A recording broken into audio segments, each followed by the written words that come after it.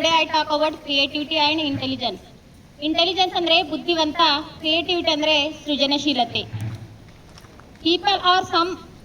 Some brain is equal, but some people are intelligent, some people are creativity, some people are average intelligence.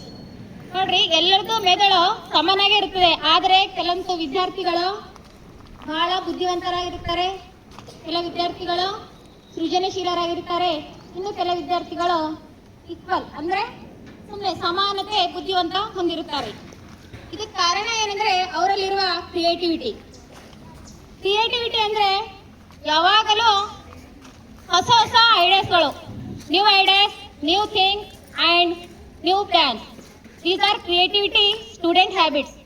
ಯಾವಾಗಲೂ creativity ಇರುವ ವಿದ್ಯಾರ್ಥಿಗಳು ಹೊಸ ಹೊಸ ಆಲೋಚನೆಗಳು, ಹೊಸ ಹೊಸ ಹವ್ಯಾಸಗಳು, ಏನಾದ್ರೂ ಮಾಡಬೇಕು ಅನ್ನೋದು ಹವ್ಯಾಸ ಇರ್ತಲ್ಲ, ಅವರಿಗೆ ಕ್ರಿಯೇಟಿವಿಟಿ ಸ್ಟೂಡೆಂಟ್ ಅಂತ ಕರೀತಾರೆ. ಎಲ್ಲ ವಿದ್ಯಾರ್ಥಿಗಳು ಕ್ರಿಯೇಟಿವಿಟಿ ಆಗ್ಬೋದು. ಹೇಗಂದ್ರೆ ನೋಡ್ರಿ, ನಾವು ಹೇಗೆ ಊಟ ಮಾಡ್ತೀವಿ ಅದ್ರ ಪ್ರಕಾರ ನಾವು ಸ್ಟ್ರಾಂಗ್ ಇರ್ತೀವಿ. ಚೆನ್ನಾಗಿ ಊಟ ಮಾಡಿದೀವಿ, ಚೆನ್ನಾಗಿ ಯೋಗ ಮಾಡಿದ್ವಿ ಅಂದ್ರೆ ನಾವೇನಾಗ್ತೀವಿ, ಸ್ಟ್ರಾಂಗ್, ಸಾಮರ್ಥ್ಯ ಹೊಂದುತ್ತೀವಿ. ಅದೇ ತರ ನಮ್ ಬ್ರೈನ್ ಕ್ರಿಯೇಟಿವಿಟಿ ಆಗ್ಬೇಕಂದ್ರೆ ನಮ್ ಬ್ರೈನಿಗೆ ನಾವ್ ಏನ್ ಮಾಡ್ಬೇಕು, ಒಳ್ಳೆ ಆಹಾರ ಕೊಡ್ಬೇಕು. ಒಳ್ಳೆ ಆಹಾರ ಅಂದ್ರೆ ಏನು, ಊಟ ಮಾಡೋದಲ್ರಿ. ಒಳ್ಳೆ ಆಹಾರ ಅಂದ್ರ ಯಾವಾಗಲೂ ಏನಿರ್ಬೇಕಂದ್ರ ಕೇಳೋ ಆಸಕ್ತಿ ಇರ್ಬೇಕು, ಕಾನ್ಸಂಟ್ರೇಷನ್ ಇರ್ಬೇಕು, ಲಿಸ್ನಿಂಗ್ ಪವರ್ ಇರ್ಬೇಕು. ಇನ್ನೊಂದ್ ಏನಿರ್ಬೇಕಂದ್ರ ಕಲಿಕೆಯಲ್ಲಿ ಯಾವಾಗಲೂ ನಿರತರಾಗಿರ್ಬೇಕು. ಏನೇ ಹೇಳತ್ತಾರ ಅನ್ನೋದು ಕಲೆ ಆಸಕ್ತಿ ಇಂಟ್ರೆಸ್ಟ್ ಇದ್ದಾಗ ಮಾತ್ರ ಏನಾಗ್ತದ, ನಾ ಮೈಂಡ್ ಪವರ್ ಆಗ್ತದೆ. ಅಂತ ವ್ಯಕ್ತಿಗಳು ಅಥವಾ ಅಂತ ವಿದ್ಯಾರ್ಥಿಗಳು ಏನಾಗ್ತಾರಂದ್ರ ಕ್ರಿಯೇಟಿವಿಟಿ ಸ್ಟೂಡೆಂಟ್ ಆಗ್ತಾರೆ.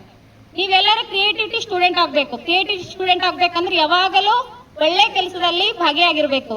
ಶಿಕ್ಷಕರು ಏನೋ ಹೇಳ್ಯಾರ ಅಂದ್ರೆ ಅದನ್ನು ಬಹೆಟ್ ಮಾಡೋದಿಲ್ಲ, ಅದನ್ನು ತಿಳ್ಕೊಂಬ ಕೆಪಾಸಿಟಿ ಇರಬೇಕು, ಅದನ್ನು ಯುಟಿಲೈಸ್ ಮಾಡ್ಕೋಬೇಕು. ತಿಳ್ಕೊಂಬದಷ್ಟೇ ಅಲ್ಲ, ತಿಳ್ಕೊಂಬದನ್ನು ಗ್ರಹಿಸ್ಬೇಕಂದ್ರೆ ಒಂದ್ಸಲ ಓದಿವಿ ಅಂದ್ರೆ ಅದನ್ನು ಮನನ ಮಾಡ್ಬೇಕು.